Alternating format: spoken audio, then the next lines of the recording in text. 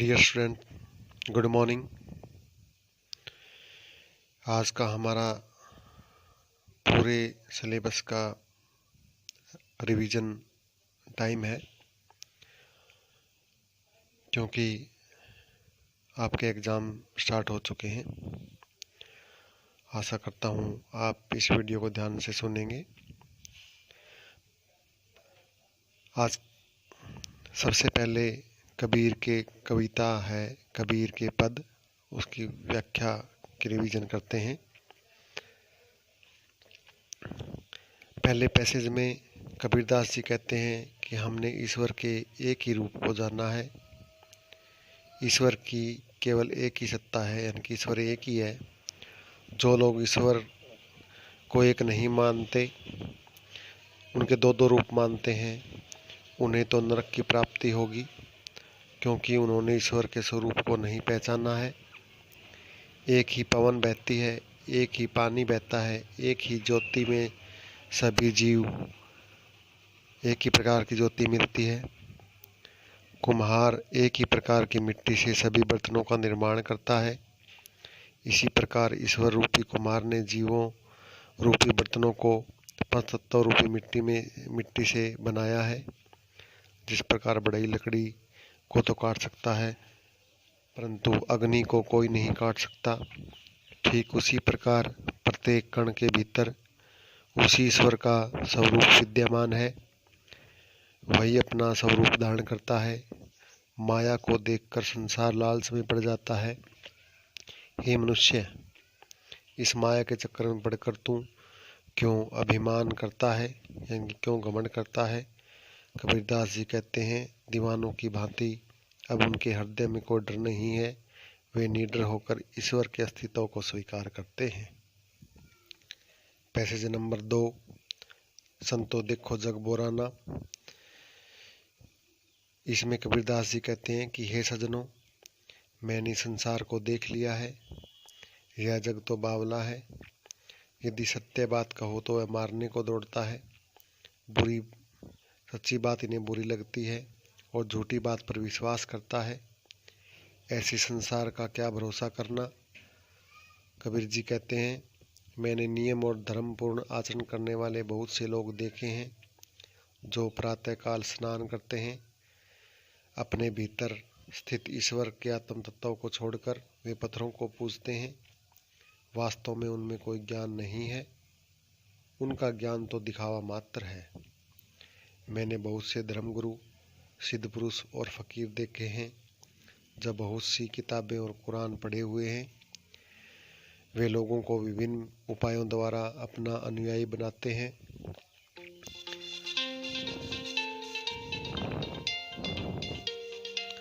अपने शिष्यों में वे अपने दिखावटी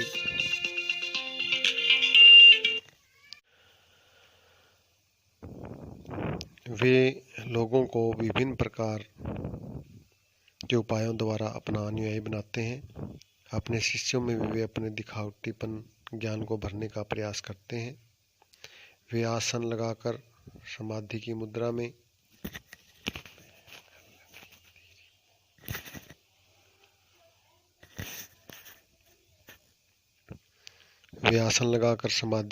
में बैठकर ध्यान करने का आडंबर करते हैं। उनके मन में बहुत अहंकार भरा रहता है। वे पीपल के वृक्षों और पत्थरों की पूजा करते हैं। तीर्थों के दिखावे में बढ़कर वे आत्म तत्व को भूल बैठे हैं। कबीर का कहना है कि जो लोग टोपी पहनकर, माला पकड़कर, मस्तक पर तिलक धारण करके, छापाधारी वस्त्र पहनकर ईश्वर को पाने की कोशिश करते हैं, ईश्वर के वास्तविक रूप के कभी दर्शन नहीं होते।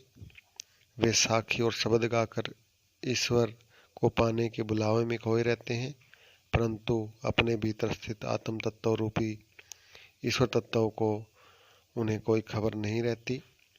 हिंदू धर्म का अनुयायी मानता है कि राम हमारे हैं, तो मुसलमान धर्म को मानने वाले कहते हैं कि रहमान हमारे हैं।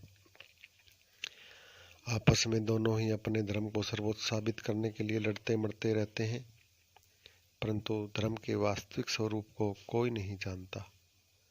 कबीर का मानना है कि जो लोग गुरु बनकर माया के अभिमान से ग्रस्त होकर घर घर मंत्रों को देते फिरते हैं, ऐसे गुरु और शिष्य सब माया में ही भ्रमित होकर डूब जाएंगे और अंत में उनको पछताना पड़ेगा।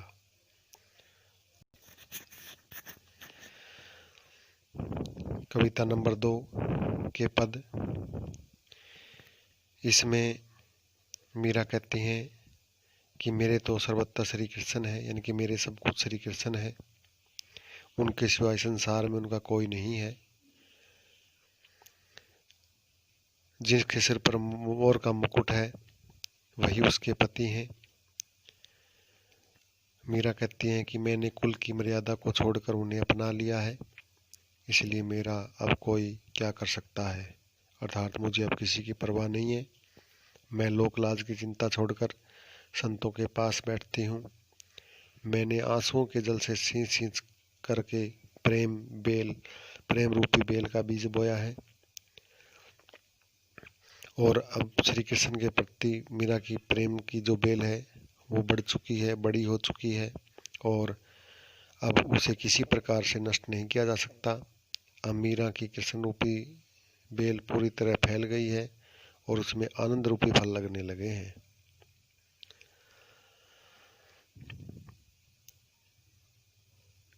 मीरा कहना कि उन्हें श्री कृष्ण के प्रेम रूपी दूध को भक्ति की मथनी से बड़ी प्रेम से बिलोया है, उसमें से दही मक्खन घी तो निकाल लिया है, परंतु छाछ को छोड़ दिया है। अर्थात मीरा ने सारयुक्त तत्वों को ग्रहण करके सारहीन अंश छोड़ दिया है। उन्हें श्री कृष्ण के प्रेम और भक्ति को अपने पास रखकर बाकी सब कुछ त्याग दिया है।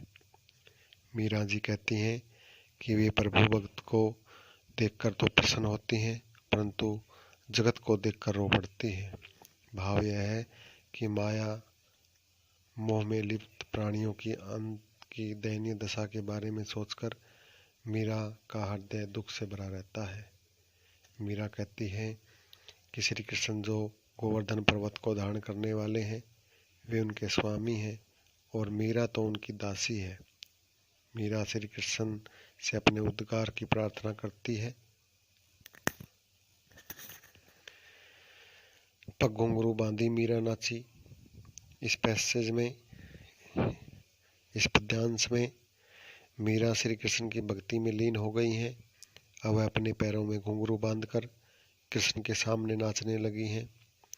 मीरा कहती हैं कि अपने नारायण श्री कृष्ण के समक्ष अपने प्रेम और भक्ति का प्रदर्शन कर वह उनके समक्ष सच्ची हो गई है। उन्होंने अपने प्रेम की सच्चाई कृष्ण के सामने अभिव्यक्त कर दी है। मीरा के ऐसे आचरण को देखकर लोगों ने मीरा को बावली कहना शुरू कर दिया है। वे मानते हैं कि मीरा विवाहिता है और कृष्ण के प्रति प्रेम मग्न होकर वह इस तरह नाचना अनुचित था। संबंधियों ने तो उसे कुलनाशनी कहना शुरू कर दिया। वे मानते हैं कि मीरा अपने आचरण से कुल की मान मर्यादा पर कलंक लगा रही है। मीरा के कृष्ण के प्रति प्रेम को देखकर राजा ने मीरा के लिए विष से भरा हुआ प्याला भेजा। मीरा ने कृष्ण भक्ति में ऐसी खोई हुई है कि उन्होंने हंसते हुए विष के प्याले को पी लिया। मीरा कहती हैं कि मेरे प्रभु तो गोवर्धन पर्वत को धारण करने वाले हैं, वे अनश्वर हैं, वे अपने भक्तों को अविनाशी स्वरूप में बड़े ही सहज रूप से प्राप्त हो जाते हैं। अर्थात श्री कृष्ण से सच्चा प्रेम करता है वे अपने भक्त को बड़ी सरलता से प्राप्त हो जाते हैं। कविता नंबर 4 वे आंखें। इसमें सुमित्रानंद पंत प्रकृति के सुकुमार कवि माने जाते हैं, परंतु उनकी यह कविता प्रगतिशील कविता है जो शोषित किसान की दीनता, करुणा, पीड़ा को अभिव्यक्त देने में साथ साथ शोषक वर्ग के अत्याचारों और स्वाधीन समाज के किसान के प्रति अपेक्षापूर्ण व्यवहार को रेखांकित करती है। आज का किसान गुलाम न होकर स्वतंत्र है, परंतु उसे भी जमींदारों महाजनों के अत्याचारों को सहना पड़ता है। समाज उनकी पीड़ा को बांटने की अपेक्षा उससे किनारा कर दूर खड़ा होकर केवल तमाशा देखता रहता है। ऐसे ही एक किसान की व्यक्तिगत एवं पारिवारिक दशा का वर्णन इस कविता में किया गया है। किसान की आंखों में पीड़ा, करुणा और दीनता के भाव भरे हुए हैं। उनकी आंखों में अपने उन्हीं लहलाते खेतों की स्मृति है जिसे वह खून पसीने से सींचता था, परंतु अब उसे अपने ही खेतों से बेदखल कर दिया गया है। महाजन ने पैसे और ब्याज वसूल करने के लिए उसके घर और बैलों की जोड़ी को बिकवा दिया है, तो जमींदार ने अत्याचार की सीमा को पार करते हुए उसके जवान बेटे को मरवा डाला। किसान का पूरा परिवार ही बिखर गया। उसकी पत्नी दवा के अभाव में, तो उसकी दूध मुंही बच्ची दूध और देखरेख के अभाव में चल बसी। विधवा पुत्र वधू भी कोतवाल की कुदृष्टि का शिकार होकर कुएं में डूबकर मर गई। पीड़ा को ढोने के लिए अब अकेला किसान रह गया है। पिछले सुखों को याद करके उसकी आंखों में क्षण भर के लिए चमक आती है, तो वास्तविकता का अनुभव होते ही वे स्मृतियां हृदय को आहत करने लगती हैं।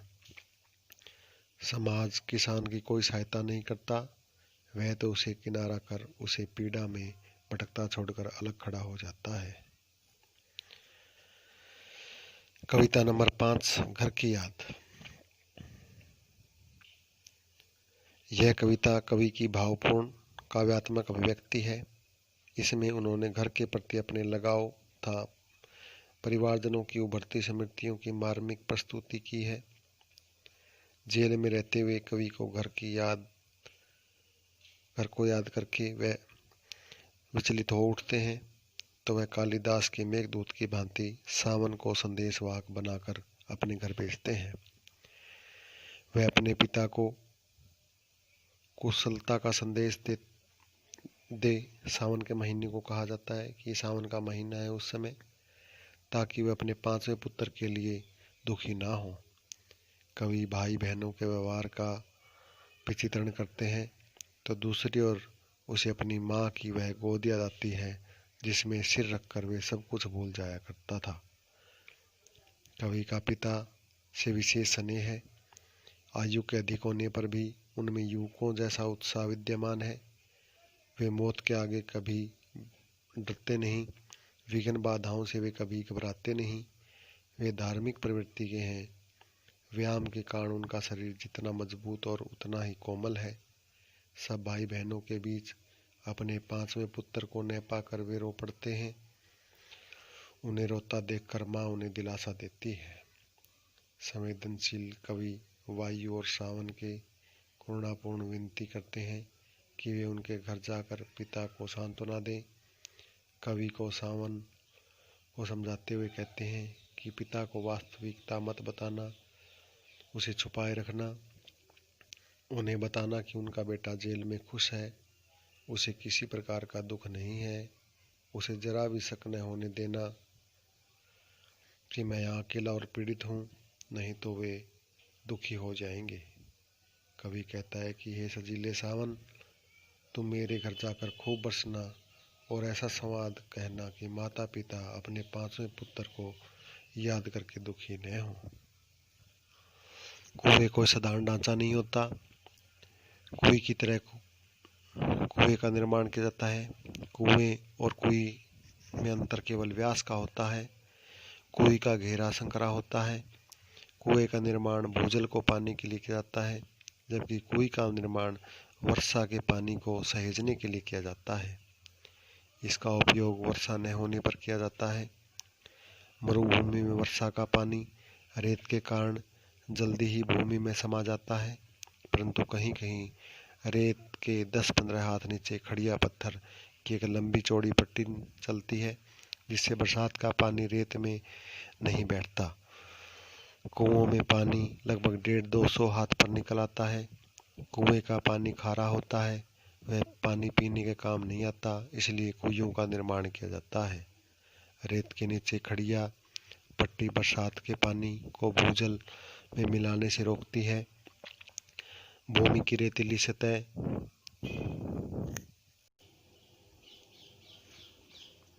भूमि की रेतीली सतह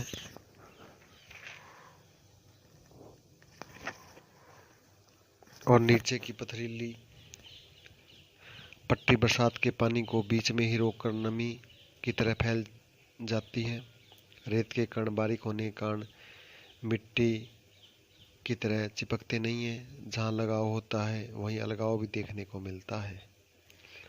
मिट्टी के कण वर्षा के बंद होने पर धूप में चमकते हैं, परंतु खेतों या आंगन में दरारें भी पड़ जाती हैं जिसके कण अलग हो जाते हैं और संचित नमी वाष्पन कर उड़ जाती है।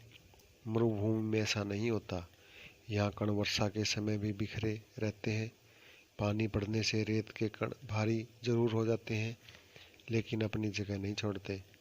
इसके कारण वर्षा का पानी भीतर ही बना रहता है, जिससे बरसात का पानी रेत में समाकर नमी में बदल जाता है।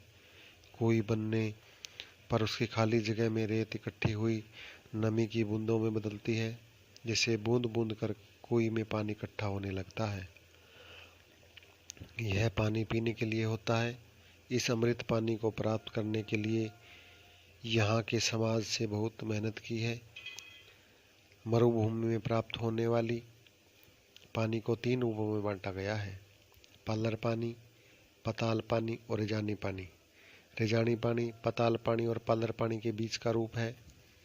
रेजा शब्द का उपयोग धरातल में समाई वर्षा को नापने के लिए किया जाता है। जिस प्रकार हम इंच फुट आदि नापते हैं, उसी प्रकार से खड़िया पट्टी रेजानी पानी को भूजल से अलग करती है, लेकिन कहीं कहीं यह पानी पाताल पानी में मिल जाता है तो यह खारा हो जाता है और अपनी पहचान खो देता है। रेजानी पानी को कुएं में अपने में समेटती है। कुएं के प्राण उसकी चिनाई है। थोड़ी सी गलती होने पर यह चिजारों के प्राण ले सकती है। कुएं की खुदाई थोड़ी थोड़ी करके की जाती है। इसका मलबर ऊपर बाल्टी और रस्सी की सहायता से निकाला जाता है। कुएं की जितनी खुदाई हुई उसकी चिनाई साथ साथ की जाती है। जैसे जैसे गहराई अधिक होती जाती है, अंदर की गर्मी बढ़ती जाती है। उस गर्मी को कम करने के लिए ऊपर से मुट्ठी भर रेत उड़ाई जाती है, जिससे चेलबाजी को राहत मिलती है। कई स्थान पर कुएं का निर्माण कठिन होता है। ईंट की चिनाई से मिट्टी को रोकना संभव नहीं होता। उस समय कुएं को रस्सों से बांधा जाता है। कुएं की खुदाई से पहले दिन से ही खींप नामक घास से 3-4 अंगुल मोटा रस्सा पटना आरंभ कर देते हैं। चिजारों कुएं खोदता रहता है, ऊपर रस्सा बांटने वाला काम चलता रहता है। पहले दिन कुएं 10 हाथ गहरी खोदी जाती है। उसके तल पर रस्से का पहला गोला, फिर दूसरा, तीसरा, एक के ऊपर एक गोला डालते रहते हैं। खींप घास का मोटा रस्सा हर घेरे पर अपना वजन डालता है। रस्सी का अंतिम छोर ऊपर रहता है। अगले दिन फिर कुछ हाथ खुदाई की जाती है। पहले दिन की जमाई कुंडली को नीचे सरका दिया जाता है। ऊपर नया घेरा डाल दिया जाता है। कुंडली को जमाने के लिए बीच बीच में चिनाई भी की जाती है। 5 हाथ के व्यास की कुएं में एक कुंडली का घेरा बनाने के लिए 15 हाथ लंबा रस्सा चाहिए। इस प्रकार 30 हाथ की गहराई बनाने के लिए 4000 हाथ लंबे रस्से की जरूरत पड़ती है। मरुभूमि में कहीं कहीं कुएं के निर्माण के लिए न तो पत्थर मिलते हैं, न ही खींप घास। उस समय कुएं की चिनाई लकड़ी के लट्ठों से की जाती है। लट्ठों के लिए अरणी, बण, बावल या कुम्भट के पेड़ों के तने, मोटे टहनियों का प्रयोग किया जाता है। सबसे अच्छी लकड़ी अरणी की मानी जाती है। यदि अरणी या अन्य पेड़ों की लकड़ी न मिले तो उस समय आक की लकड़ी का प्रयोग किया जाता है। यह बंधाई भी कुंडली का आकार ले लेती है। इसे सांपणी कहा जाता है। कुएं की खुदाई करने वाले चिजारों को मिट्टी की परख होती है। खड़िया पत्थर की मिट्टी आते ही खुदाई का काम रुक जाता है और चिजारों ऊपर आ जाता है। कुएं का निर्माण सफल होने पर उत्सव का वातावरण बन जाता है। विशेष भोज का प्रबंध किया जाता है। पहले चिजारों को उसके काम के लिए अनेक भेंट दी जाती थी। फसल में भी उनको हिस्सा दिया जाता था। तीज त्योहारों, विवाह आदि मंगल अवसरों पर उनके अनेक प्रकार के भेंट दी जाती थी, लेकिन अब मजदूरी देकर काम करवाया जाता है। कई स्थानों पर ठेकेदारों के बदले सामान्य गृहस्थ भी इस काम में निपुण हैं। जैसलमेर के कई गांवों में पालीवाल ब्राह्मण और मेघवाल ये काम स्वयं करते थे। उनके हाथों से बनी कोई आज भी देखने को मिल जाती हैं। कुएं का मुंह छोटा रखा जाता है। इसका कारण यह है कि रेत में जमा नमी से बूंद बूंद कर इकट्ठा होने वाला पानी दिन भर में 2 या 3 घड़े ही भरता है। यदि घेरा बड़ा होगा तो पानी फैल जाएगा, उसे बाहर निकालना मुश्किल हो जाता है। इसलिए कुएं का निर्माण कम व्यास का किया जाता है, जिसके अंदर का पानी 3-4 हाथ की ऊंचाई ले लेता है। उसे बाल्टी या छोटी चरस से निकाल लिया जाता है। चरस मोटे या चमड़े का बना होता है। उसके मुंह लोहे का वजनी कड़ा बंधा होता है। आजकल ट्रक के टायरों की फटी ट्यूब से भी चरस बनने लगे हैं। कुएं के घेरे का संबंध यहाँ पड़ने वाली गर्मी से है। व्यास अधिक होने पर पानी फैल जाएगा और वाष्प कर ऊपर उड़ जाएगा। कुएं के पानी को साफ रखने के लिए उसे ढककर रखा जाता है। छोटे मुंह को ढकना सरल है। मरुभूमि में नई सड़कें बनने से लोगों की आवाजाही अधिक होने लगी है, जिससे कुएं के पानी की सुरक्षा के लिए ढक्कनों पर ताले लगाए जाने लगे हैं। चक्री या घिरनी पर भी ताले लगाए जाते हैं। कहीं कहीं कुएं अधिक गहरी और संकरी बनती है, वहाँ पानी निकालने के लिए चक्री या घिरनी लगाई जाती है, जिससे पानी आसानी से निकाल लिया जाता है। मरुभूमि में खड़िया पत्थर की पट्टी जिस भाग से गुजरती है, वहाँ पूरे हिस्से में कुएं खोदने या कुएं देखने को मिल जाती है। साफ सुथरे मैदान में 30-40 कुएं बना दी जाती हैं। एक परिवार की एक कुएं होती है। कुएं के मामले में निजी और सार्वजनिक संपत्ति का विभाजन समाप्त हो जाता है। कुएं का निर्माण और उपयोग निजी होता है, परंतु उसके लिए उपयोग में लाई जाने वाली जमीन सार्वजनिक होती है। उस जगह बसने वाला जल वर्ष भर नमी के रूप में जमा रहेगा और साल भर कुएं को पानी देगा। इसलिए निजी होते हुए भी कुएं पर ग्राम समाज का अंकुश लगा रहता है। नई कुएं के निर्माण के लिए स्वीकृति बहुत जरूरत पड़ने पर ही दी जाती है, क्योंकि नई कुएं बनाने पर नमी का बंटवारा होता है। गोधूली के समय गांव कुएं पर आता है और पानी भरा जाता है।